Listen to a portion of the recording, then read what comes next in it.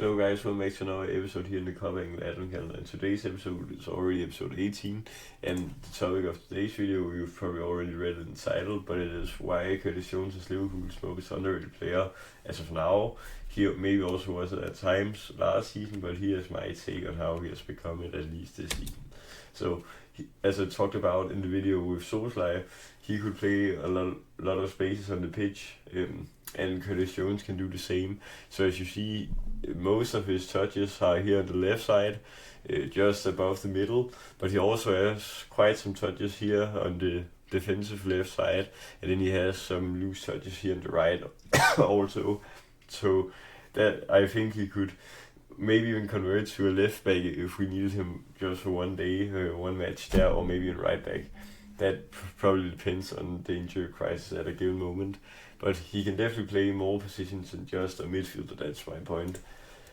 And now should he be starting every single game? And I think as of the form right now, with maybe some midfielders not performing as well as we saw last season, maybe McAllister or Wirtz as we saw him at Leverkusen, then maybe he should be starting ahead of at least McAllister for now, because for McAllister at least he hasn't been all too lucky this season with performances. But we obviously know that can turn quite quickly, but I just think you need to start the best performing players in the moment. And right now I think Curtis Jones is definitely one of the best midfielders we have at the club. And I also have heard a lot of Liverpool fans and just Premier League fans say that he's maybe bad or he gets rated too much, or I guess what you want to say, but then they don't watch his games because he's so calm on the ball and rarely sets a pass wrong.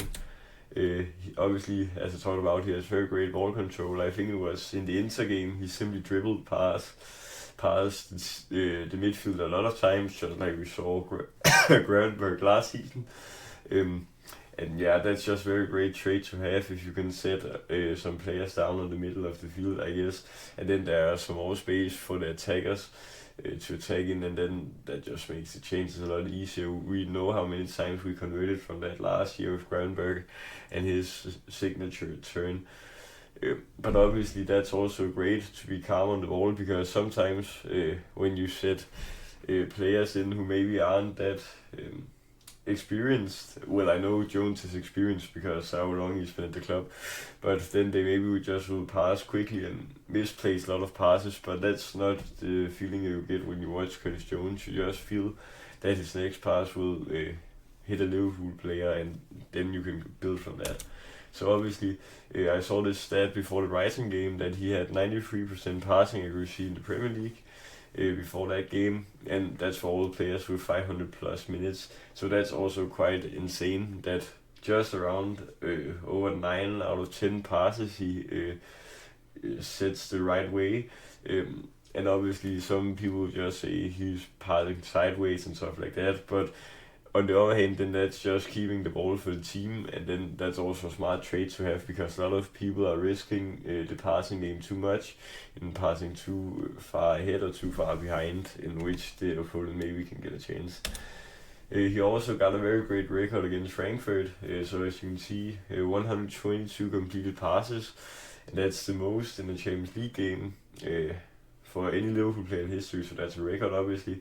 And that was out of 127 attempts, so that's a 96% accuracy, and he's just one of 3 midfielders to attempt 125 passes in a Champions League games and keep a 96% accuracy since Vitinha and Kimmich last season. So that's also a very great stat, because I feel like if you ask the average Bayern Munich fan or maybe Barcelona Real Madrid fan, then they maybe even don't know who Curtis Jones is, because they only watch their own leagues. But now obviously we face both Real Madrid and Inter, for example, then they can feel how powerful of a player he is. And I don't actually remember if he played against Real Madrid, but I'm quite sure he played against Inter, and he obviously displayed this masterclass against Frankfurt, which was so great. That's also once again one of the reasons why my point of you just know the next pass of his will probably land at a Liverpool player, which is so important. And then in the recent games, he's gotten great ratings, 7.3 and 7.1. His season average hasn't been that high, but that can also be down to stuff like Arne Slot not playing him for 90 minutes. But as we can see in his last two Premier League games, he has got 90 minutes in both.